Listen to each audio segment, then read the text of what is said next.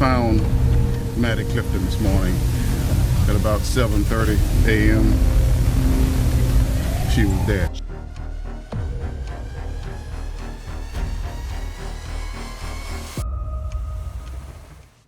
Un documental sobre crímenes reales ha retomado el desgarrador caso de Madeleine Ray Clifton, cariñosamente conocida como Maddie, que conmocionó a la comunidad de Jacksonville, Florida. Nacida el 17 de junio de 1990, Maddie era la hija menor que vivía con su padre Steve, su madre Sheila y su hermana Jessie. Desde muy temprana edad, Maddie destacó por su pasión por los deportes, especialmente el baloncesto. Y casi nunca quería quedarse dentro de casa, siempre deseosa de salir a jugar con los demás. Más allá de sus habilidades atléticas, Maddie también mostró talento en las artes. Bailaba con gracia como una bailarina en el escenario. Tocaba el piano con profunda emoción y se entregaba por completo en los partidos de fútbol en el campo. La familia y los amigos recuerdan una cualidad especial de Maddie, su bondad y empatía que brillaban a tan corta edad.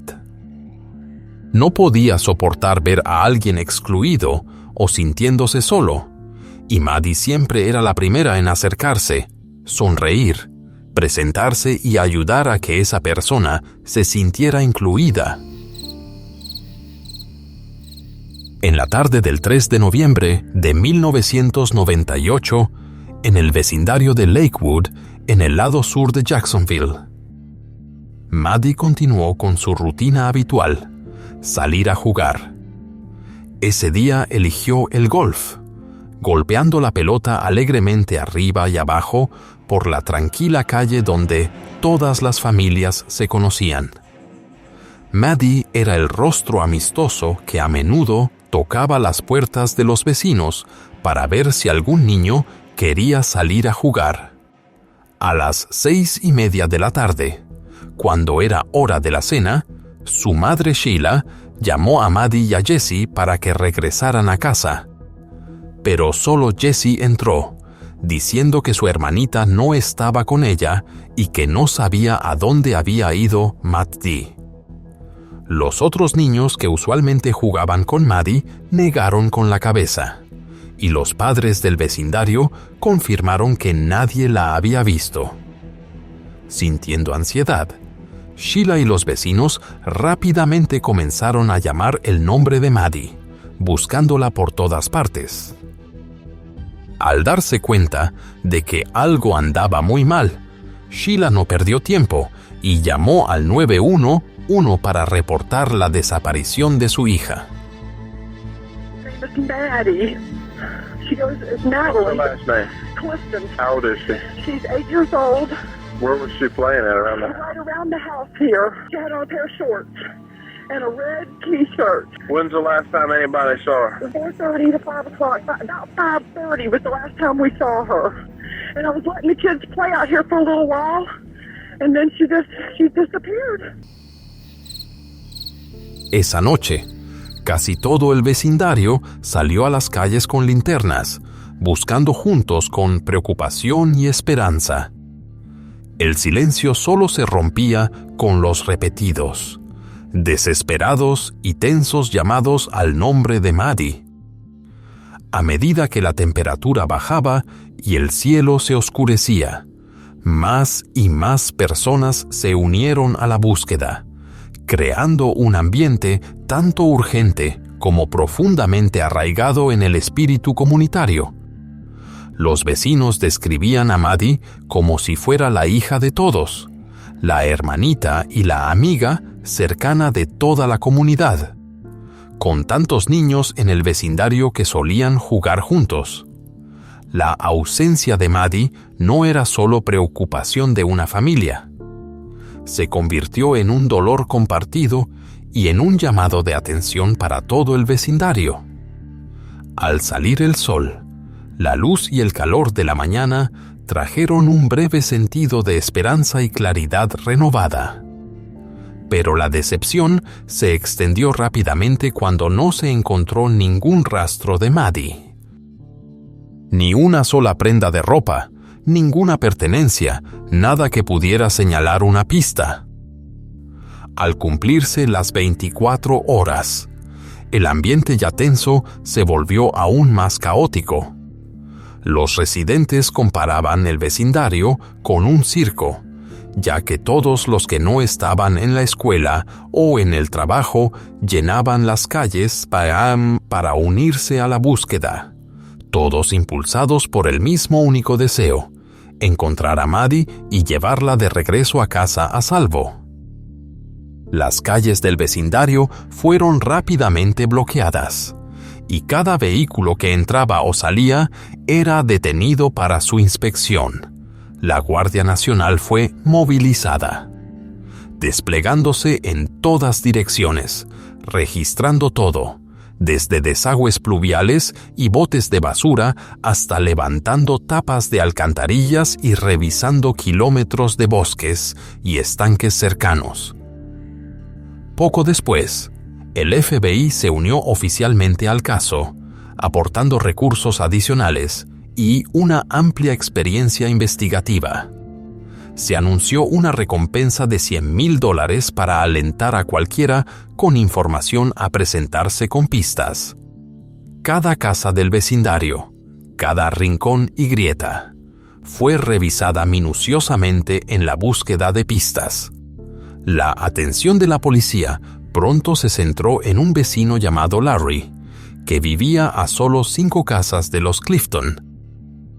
Fue considerado una de las últimas personas que había visto a Maddie. En su declaración, Larry dijo que mientras practicaba golf en su jardín, vio a Maddie jugando con una pelota en el área entre su casa y otra.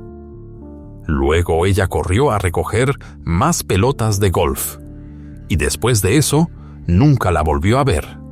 Debido a este detalle, la policía regresó a interrogar a Larry repetidamente, unas 10 veces en total, con una sesión que duró hasta 8 horas, todo para determinar si este hombre tenía alguna conexión con la misteriosa desaparición de la pequeña. El pasado de Larry solo aumentó las sospechas cuando la policía descubrió que casi 20 años antes había sido arrestado en 2 incidentes separados relacionados con mala conducta. Aunque ambos cargos fueron desestimados, Larry admitió que había fallado una prueba de polígrafo, pero continuó insistiendo en que no tenía nada que ocultar. Incluso parecía cooperativo, dispuesto a proporcionar cualquier muestra que la policía solicitara y entregando voluntariamente todo lo que necesitaban. Larry dijo con franqueza, tanto a los medios como a los investigadores: «Soy el principal sospechoso. Tengo 45 años. Paso el tiempo con niños y tengo un pasado problemático. Eso me convierte en un blanco de sospecha». Mientras tanto, los investigadores habían hablado con casi todos los residentes del vecindario, pero solo eligieron a 6 personas para interrogatorios más profundos. Después de 4 días implacables revisando cada rincón, decidieron detener la búsqueda en el área inmediata y enfocar sus esfuerzos en nuevas pistas fuera de ella, con la esperanza de descubrir el paradero de Maddie a través de otras señales. El teniente Mark Foxworth, un detective especializado en crímenes mayores, declaró que aún no tenían pruebas que confirmaran que Maddie había sido llevada por alguien. Dijo: «No estamos tratando esto como un secuestro deliberado. Es posible que ella simplemente se haya alejado a algún lugar. Realmente no sabemos qué sucedió, pero a medida que pasa el tiempo, la posibilidad de un acto indebido se vuelve cada vez más clara». Había pasado una semana desde la desaparición de Maddie, y justo cuando el ambiente se volvía asfixiante, un vecino del otro lado de la calle estaba a punto de hacer un descubrimiento impactante. La familia de Joshua Phillips, de 14 años, que había estado buscando día y noche junto con todos los demás a Maddie, de repente se convirtió en el centro de atención. Lo que dejó aún más atónita a la comunidad fue el hecho de que Maddie solía visitar y jugar con Joshua como si fueran amigos cercanos. Hey. So she's across the street, and then she's also from across the street.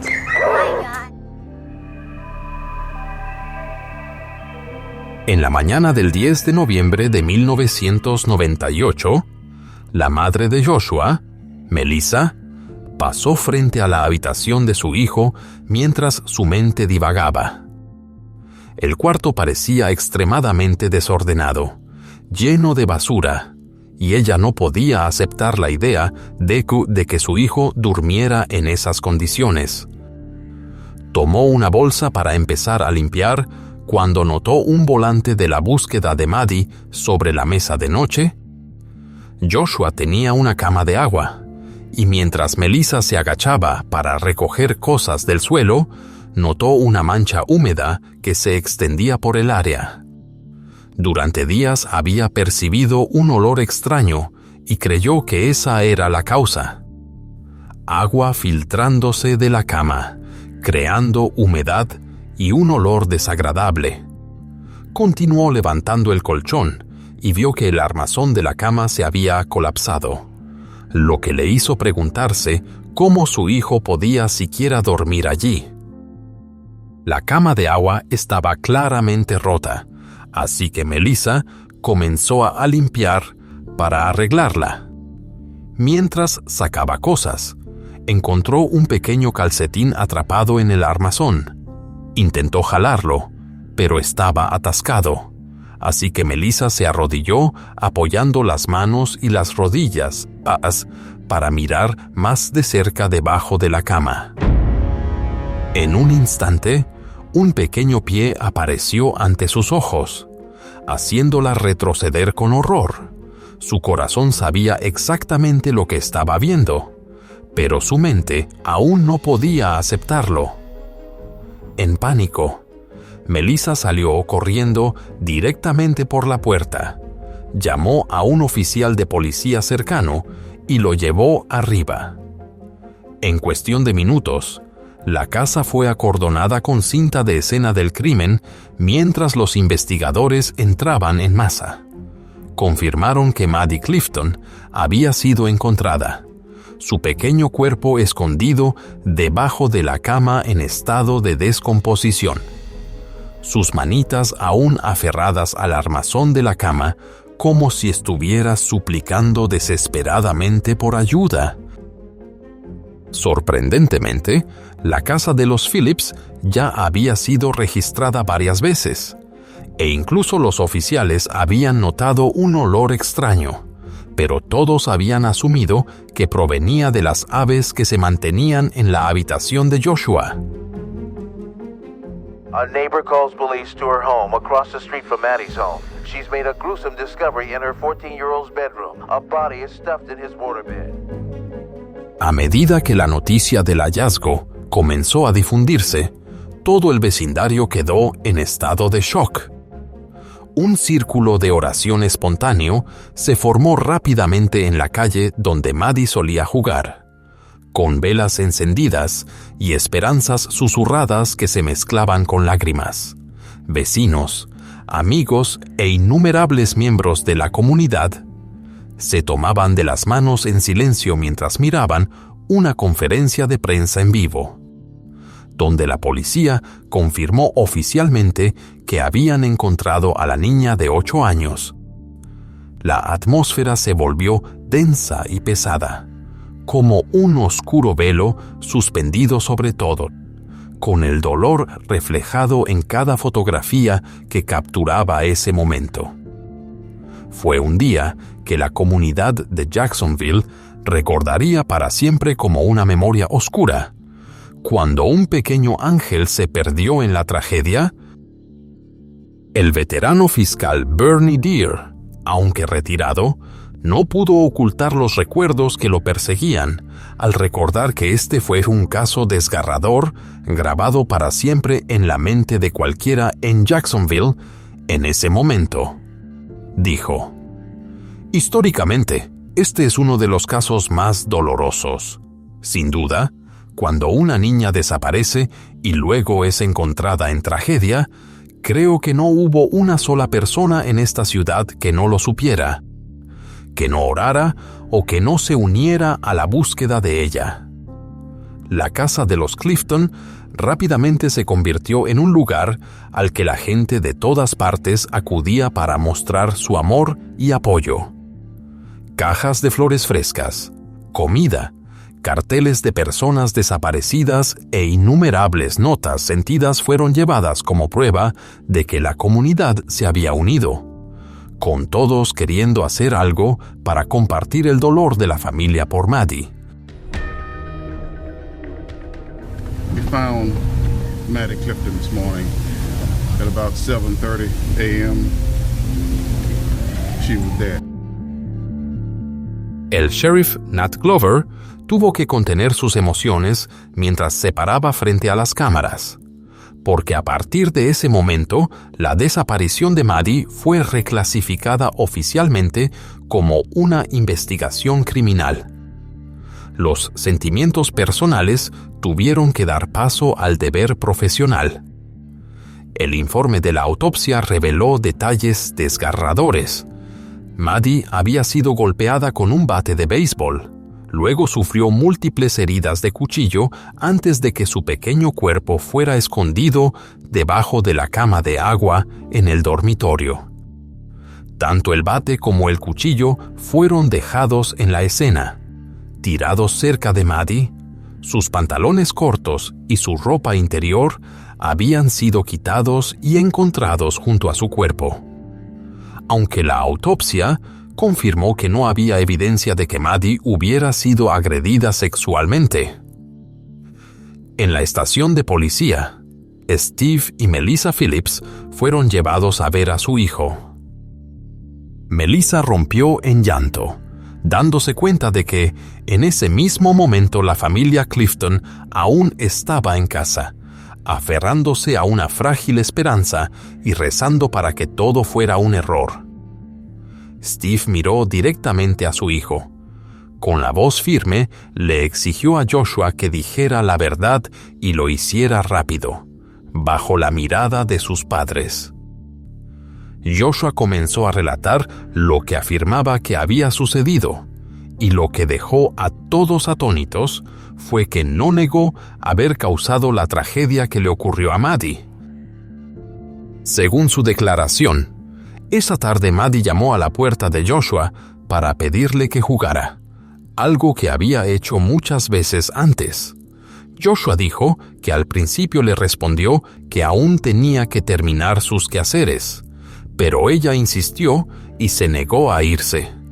Finalmente, Joshua aceptó, pero advirtió que solo podían estar afuera por un rato, porque tenía miedo de que su padre llegara pronto a casa. Joshua agregó que su padre solía beber, tenía un temperamento violento y era abusivo, por lo que vivía constantemente con el temor de ser sorprendido rompiendo las estrictas reglas del hogar. Joshua dijo que alrededor de las 5:15 de la tarde, él y Maddie comenzaron a jugar béisbol en el patio trasero cerca de la piscina. Durante el juego, una pelota lanzada por Maddie fue golpeada de regreso por Joshua y, desafortunadamente, recibió el impacto en la cara, lo que le provocó una herida cerca del ojo.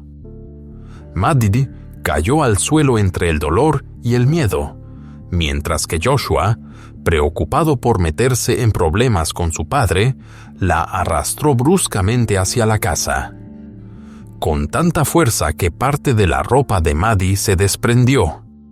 Declaró que su miedo a ser descubierto lo hizo perder el control y, en un ataque de pánico, Joshua golpeó a Maddie en la cabeza con un bate de béisbol, dejándola inconsciente. Luego, rápidamente empujó a Maddie debajo de su cama antes de bajar a fingir que no había pasado nada. Cuando su padre, Steve, llegó a casa y habló con él por un rato, Joshua regresó más tarde a su habitación. Allí escuchó gemidos débiles que venían de debajo de la cama. En un pánico aún mayor, Joshua sacó a Maddie y usó una navaja para causarle graves heridas antes de esconderla de nuevo debajo de la cama. En ese espacio oscuro y estrecho, Maddie permaneció durante 6 días antes de ser descubierta. El técnico de la escena del crimen, David Chase, quien tenía 16 años de experiencia manejando casos importantes, dijo que esta fue una de las escenas más perturbadoras que jamás había presenciado. Confirmó que las pruebas recogidas eran consistentes con la declaración de Joshua, que Maddie aún estaba con vida después de recibir múltiples golpes en la cabeza antes de ser empujada debajo de la cama. Fue en ese espacio estrecho donde la pequeña soportó sus últimos y dolorosos momentos antes de ser sacada y sufrir heridas adicionales con cuchillo, lo que condujo a una tragedia que no pudo deshacerse. Debido a que Joshua era tan joven, la policía no reveló de inmediato su identidad.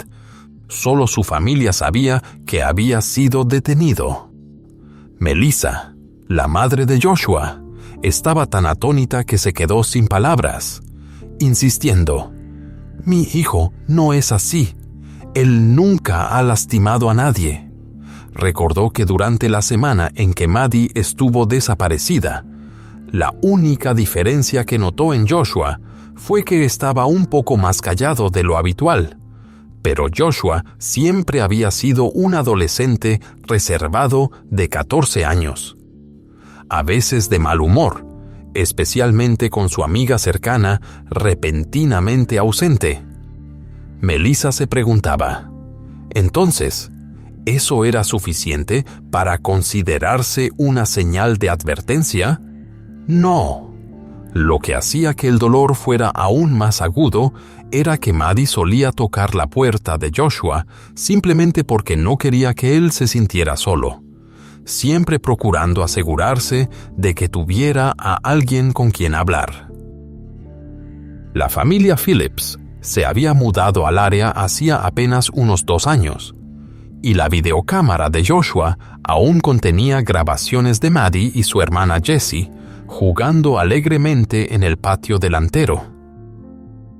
Then there's a neighbor from across the street. Hey. So she's across the street, and then she's also from across the street.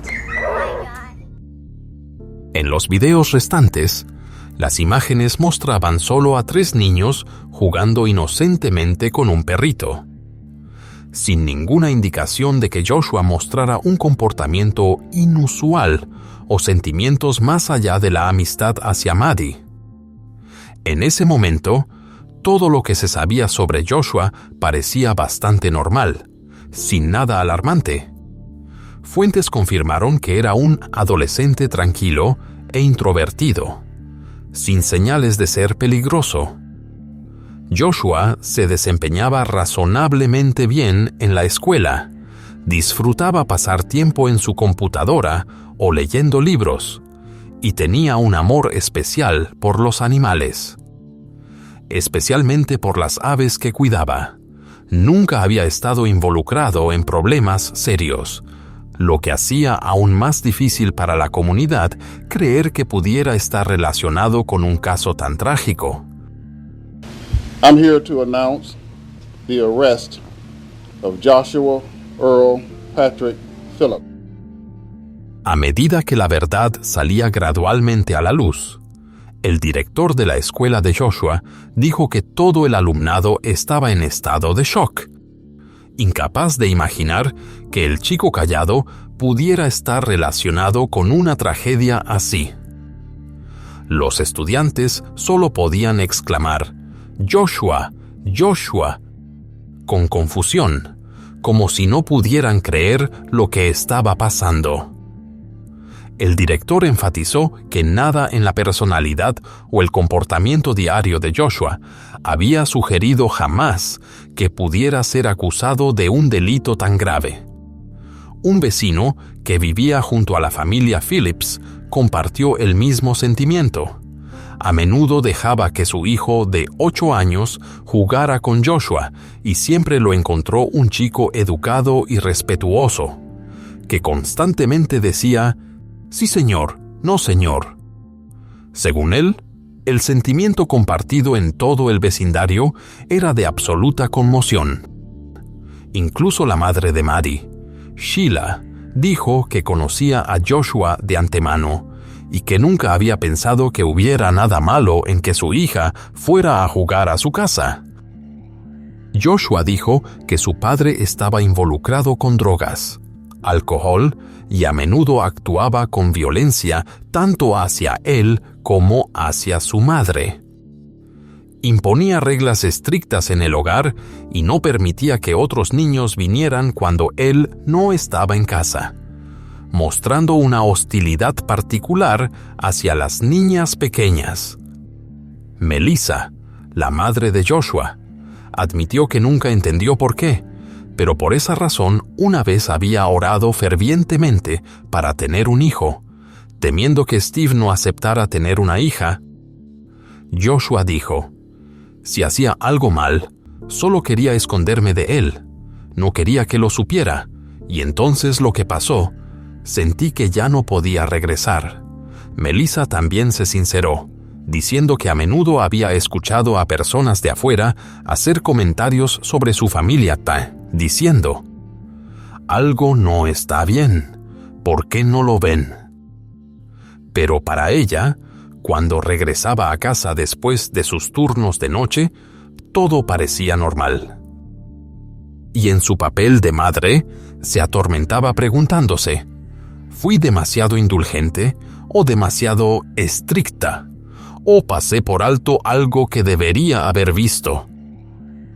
Un sargento, que había participado en la búsqueda de Maddie, recordó que solo un día antes de que se revelara la verdad, se había sentado a hablar con Joshua justo en la habitación donde la niña estaba escondida. El adolescente parecía inquietantemente tranquilo, sentado en su cama acariciando a su perrito, completamente inexpresivo, como si no le afectara el hecho de que la policía estuviera dentro de su propia casa. El sargento se estremeció al relatar más tarde: «Pensar en ello ahora es realmente escalofriante. Era difícil creer que mientras decenas de personas recorrían la calle en la oscuridad buscando a la niña de 8 años, Joshua pudiera dormir tranquilamente en su cama, justo encima de donde Maddie estaba escondida». El 14 de noviembre se celebró el funeral de Maddie en medio de una oleada de dolor. Las calles se llenaron de personas tomadas de las manos, unidas para enviar su amor a la familia Clifton. A medida que pasaba la procesión, una estela de flores amarillas brillantes se extendía detrás, mezclada con globos morados y flores doradas, creando un mar de gente que cubría el espacio, convirtiendo ese día en un momento de tristeza, pero también de profunda solidaridad comunitaria. As you are aware, Joshua Phillips, age 14, has been arrested and is in custody at the Juvenile Detention Center. He was arrested for the murder of Maddie Clifton, which occurred on November the 3rd, 1998. This Thursday, the case will be presented to the Duval County Grand Jury. I will urge a first-degree murder indictment be returned. He will be tried as an adult. 5 días después del funeral, el 19 de noviembre, el gran jurado presentó oficialmente un cargo de asesinato en primer grado contra Joshua. El fiscal estatal de Florida, Harry Shorstein, declaró que aunque Joshua tenía solo 14 años, sería juzgado como adulto. En la conferencia de prensa, dijo: "El pueblo de Jacksonville puede estar seguro de que todos los recursos necesarios de mi oficina se pondrán a disposición para garantizar que el trágico caso de Maddie Clifton salga a la luz de la justicia. Esta tragedia me ha conmovido profundamente, al igual que ha sacudido a toda nuestra comunidad". Debido a la intensa presión pública en Jacksonville, el juez Charles Arnold decidió trasladar el juicio para garantizar la imparcialidad. Un año después, Joshua Phillips compareció oficialmente ante el tribunal. Allí, el equipo de la defensa trató de presentar la imagen de un chico criado en un hogar lleno de tensión, donde constantemente tenía que caminar sobre cáscaras de huevo, temeroso de cometer errores y sufrir abusos de su padre. Según su argumento, cuando Maddie resultó herida accidentalmente, el miedo de Joshua a ser descubierto lo llevó a un estado de pánico incontrolable. Enfatizaron que la muerte de Maddie fue un trágico accidente, un acto no intencionado que se convirtió en consecuencias devastadoras en un momento de miedo extremo. La defensa insistió: Joshua Phillips no es un monstruo, sino que este fue un incidente que comenzó con un accidente y empeoró bajo un pánico casi delirante. La defensa admitió que no llamaron a ningún testigo para declarar, y el propio Joshua permaneció en silencio, sin hablar nunca para explicar lo que había sucedido aquel fatídico día. La fiscalía, por otro lado, rechazó firmemente su versión, argumentando que la historia de Joshua había sido ilógica y totalmente poco confiable desde el principio. Enfatizaron: él dice que todo comenzó con un accidente, pero nunca lo creímos. Basándonos en las pruebas físicas recogidas, así como en nuestra evaluación general de toda la escena del crimen, esa declaración simplemente no puede sostenerse. La fiscalía señaló contradicciones clave en la declaración de Joshua. Destacaron que no había pruebas que mostraran que él y Maddie realmente hubieran estado jugando béisbol ese día, y los resultados de la autopsia no respaldaban la afirmación de que Maddie había sido golpeada en el ojo por una pelota. Cuando Joshua dijo que la ropa de Maddie se desprendió mientras la arrastraba hacia la casa, esto tampoco coincidía con las pruebas, ya que su cuerpo no presentaba tierra ni arena que deberían haber estado presentes si ella hubiera caído afuera en el patio. Además, no se encontraron rastros en el patio trasero ni a lo largo del camino que conducía a la habitación de Joshua. Todos estos detalles sugerían fuertemente que Maddie probablemente resultó herida solo una vez que ya estaba dentro de la habitación de Joshua, no en el patio como él afirmó. La fiscalía también recalcó que antes de que ocurriera la tragedia, Joshua parecía haber accedido a contenido inapropiado en su computadora. Y aunque la investigación confirmó que Maddie no había sido agredida, argumentaron que al juntar todos los detalles, el panorama general resultaba profundamente inquietante. Esto llevó a la fiscalía a creer que no se trataba de un accidente, sino de un acto deliberado. Sostuvieron que Joshua había atraído a Maddie a la casa para hacerle daño. Después de un juicio tenso y muy disputado, se emitió el veredicto final. We, the jury, find the defendant guilty of murder in the first degree as charged in the indictment. Joshua Earl Patrick Phillips, it is the sentence of this court that you be confined in prison without the benefit of parole for the rest of your natural life. Joshua fue condenado finalmente a cadena perpetua sin posibilidad de libertad condicional.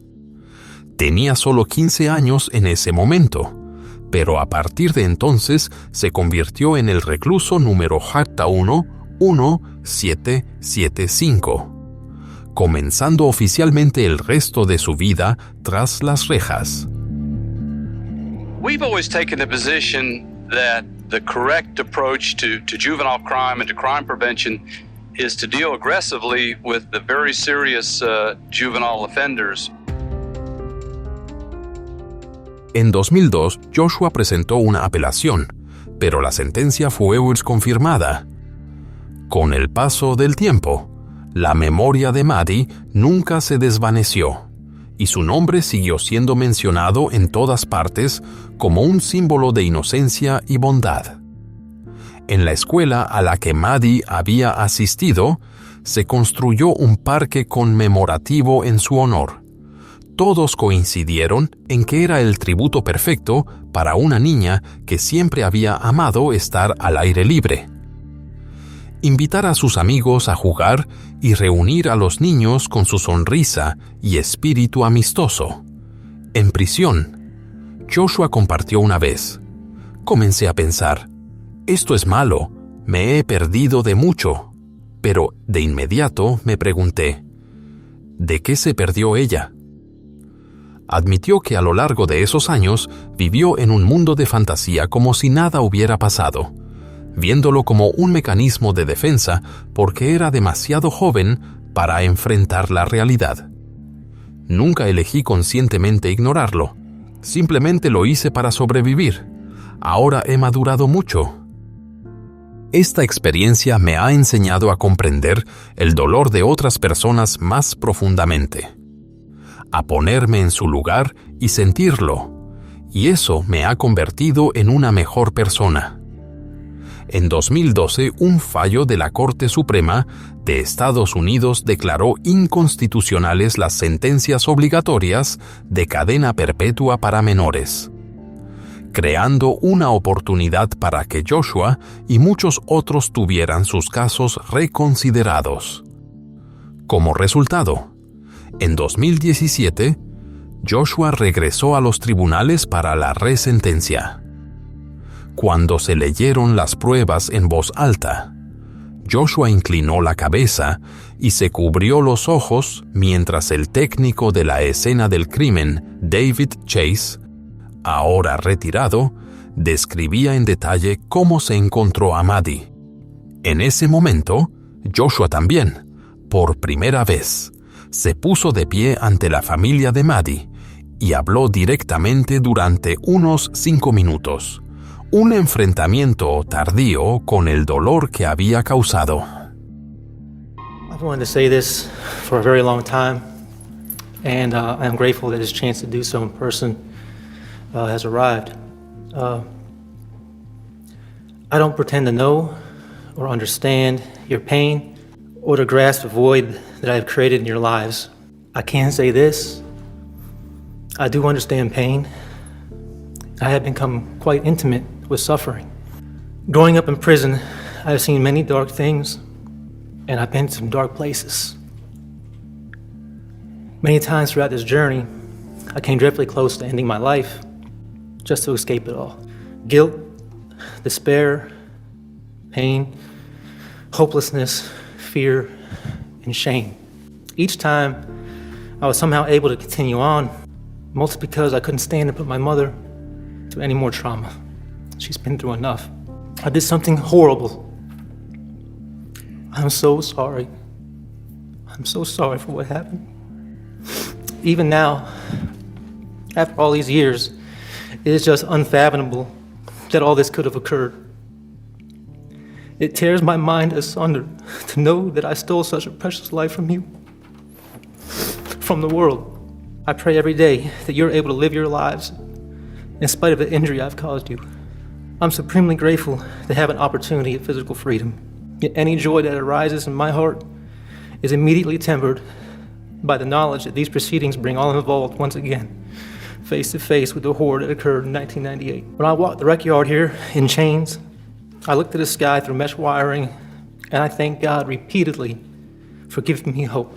My next breath is always devoted to wishing peace and healing upon you all. My hopes, fears, and wishes probably mean nothing to you, but they are there all the same. May you know peace. May you be free from suffering. May God bless you and heal your wounds as much as possible. Thank you, Your Honor. La familia de Maddie también habló. During these past few days, I've sat here and in this courtroom and I have listened to all of the classes that the defendant has been able to take. What classes has Maddie been able to take over the past 18 years? I didn't walk her down the aisle at her wedding, and we were not given the gift of her grandchildren, all taken by one evil, senseless act, and we don't know why. We were raising our girls in a Christian home where we prayed every day. What we didn't know was that the devil himself had moved in right across the street. The same devil that picked up his flashlight and proceeded to look for her, knowing good and well where she was the whole time. Now, has he really changed? I hope he has. That's a good thing if he has. I will concede that he's been a model prisoner. The question is, does that guarantee that he will be a model citizen out in society when he has access to pornography? And number two, he has access to young girls. The most troubling thing about this case to me is that we still have that why question out there. He has all these certificates and he's a monk now and has found peace with his life, and that's great, but I still don't get to talk to Maddie. I still don't get to watch her graduate from high school, watch her graduate from college, watch her get married. I don't get to do any of that, and I just don't think that it's fair. I don't think it's fair that he does. Forgiveness is not in my hands. I am a Christian. I believe in God, and I feel like at the end of the day, that's not my job. As they wait for a final decision from the judge, Jessie is enjoying her new home. This is Maddie's room right here. Her childhood home. Kept our doors open and would yell at each other through here at the middle of the night and tell each other stories, and she'd end up in my bedroom and, Sissy, can I come sleep with you? Where she says she plans to stay forever. This was the best years of my life. And so being here, it just feels like I'm home. Al concluir la audiencia de 2017, Joshua recibió otra sentencia de cadena perpetua, pero esta vez con una disposición que permitía una revisión después de cumplir 25 años. Hi, Mr. Phillips. It's a sad day for me. I've had to go through this process, and I'm just trying to do my duty the best I could. And I do wish you well. I think there is an opportunity, even with life in prison, to have a meaningful life. Okay, thank you. Okay, we'll stand adjourned. Thank you. En 2020, Joshua presentó otra apelación, pero la Corte Suprema de Florida la rechazó. A mediados de 2025, a la edad de 41 años, el chico que una vez conmocionó a una comunidad compareció nuevamente ante el tribunal para solicitar una resentencia, argumentando que ya había cumplido los 25 años obligatorios de su condena. Esto marcó un paso importante, abriendo la posibilidad de que Joshua pudiera ser considerado para una reducción de la pena o un cambio en el fallo después de casi 3 décadas tras las rejas.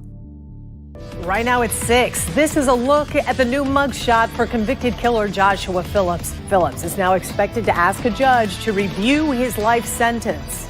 I am so sorry that the victim's family is having to go through this again. That's the voice of veteran prosecutor Bernie De La Rianda. He is preparing to handle the review hearing for this case if and when it happens. Yeah, Joshua Phillips was brought back to the Duval County Jail from Sewanee County Correctional last week. In court documents dated last month, Phillips formally applied for a sentence review, giving a timeline of events. In the filings, Phillips writes, as of this date, defendant has completed his 25-year mandatory term and now respectfully applies for an individualized sentencing review.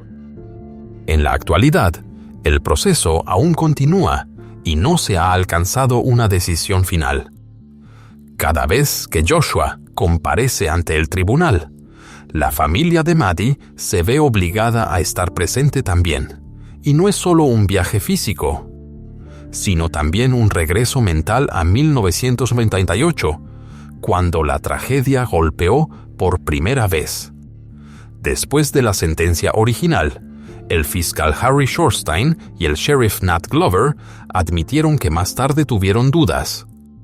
Shorstein declaró que no se oponía a que Joshua fuera acusado como adulto, ni a que se le imputara asesinato en primer grado, porque en ese momento la gravedad del caso era innegable.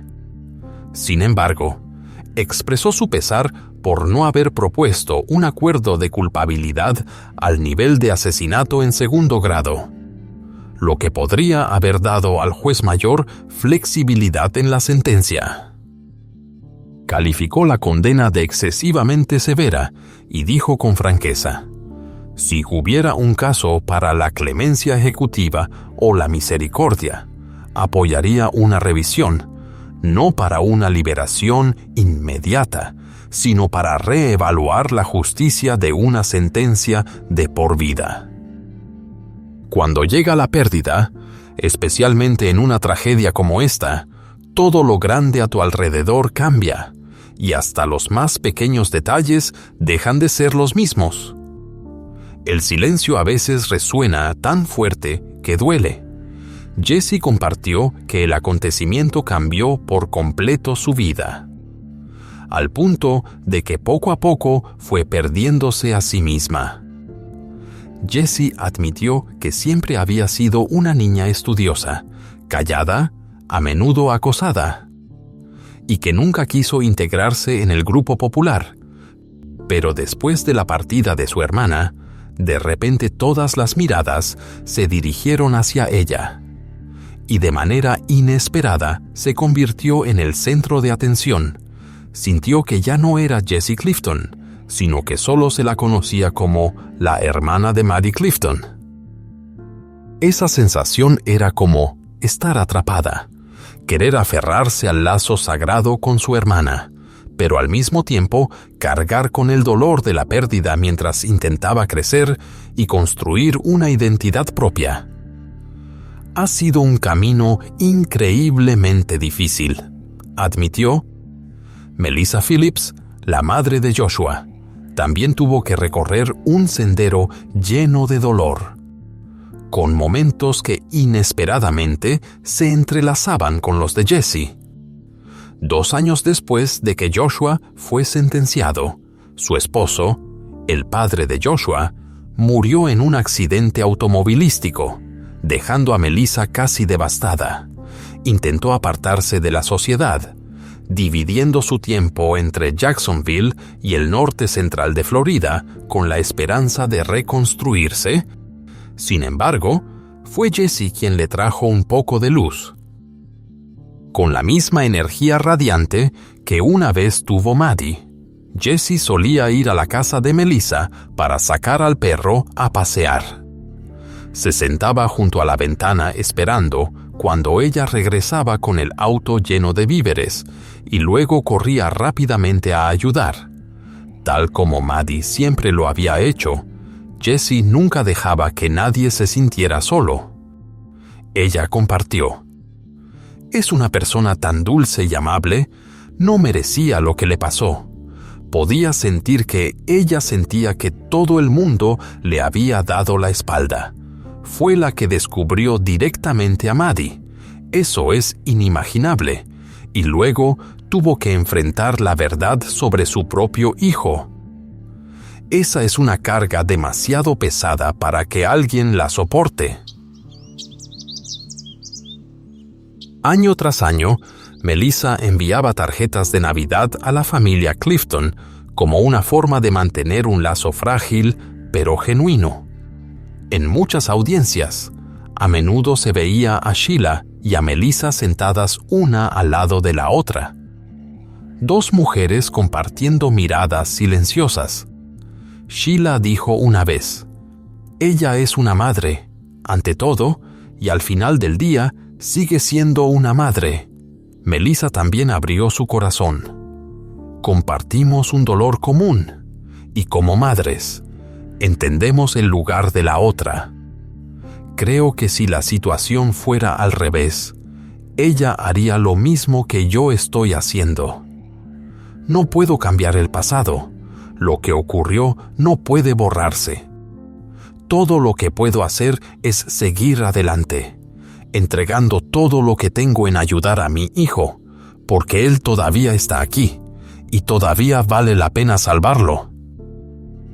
Los padres de Maddie, Sheila y Steve, finalmente no pudieron continuar juntos después de 25 años de matrimonio.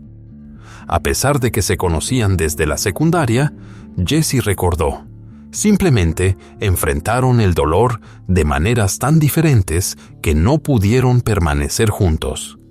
Para Jesse, los cambios en la vida diaria dejaron heridas profundas. Recordaba cómo sacar solo 3 platos, 3 tenedores y 3 cuchillos del armario en lugar de 4 se convirtió en un ritual inquietante en cada comida. Le tomó 3 años romper lentamente ese hábito. Cuando Sheila ya no pudo soportar vivir en la antigua casa llena de recuerdos, decidió mudarse. A partir de entonces, Jesse tuvo que adaptarse a preparar comidas solo para 2 personas, ella y su padre. Then there's a neighbor from across the street. Hey. So she's across the street, and then she's also from across the street. Cuando pensamos en por qué Maddie Clifton llamó a la puerta de ese chico aquel día, simplemente para ofrecerle a su amigo un poco de bondad y compañía. Una historia ya triste se vuelve aún más triste. Maddie fue verdaderamente una pequeña luz en su comunidad, una niña que llevó amor y alegría a todos los que conoció. Su bondad, altruismo y madurez emocional brillaban intensamente a una edad en la que debería haber tenido muchos más años para vivir y compartir. Maddie solo quería hacer amigos, solo quería asegurarse de que nadie se sintiera solo. Y entonces, a partir de un gesto inocente y puro aquel 3 de noviembre, toda una comunidad quedó obligada a cargar con una tragedia que nadie podría haber imaginado. La historia de Maddie Clifton se cierra con un dolor imborrable, pero también nos deja una lección poderosa, que a veces los gestos más pequeños y más puros pueden cambiar la vida de toda una comunidad. Maddie, con su generosidad y bondad, se ha convertido en un símbolo de luz en la memoria de todos. Gracias por escuchar la historia de hoy en la serie documental sobre crímenes reales. Si deseas honrar a Maddie, por favor, deja un comentario abajo como tributo. No olvides compartir este video para que más personas puedan conocerla, y asegúrate de dar like y suscribirte para acompañarnos en los próximos episodios. Adiós, y nos vemos en el siguiente video de documental sobre crímenes reales.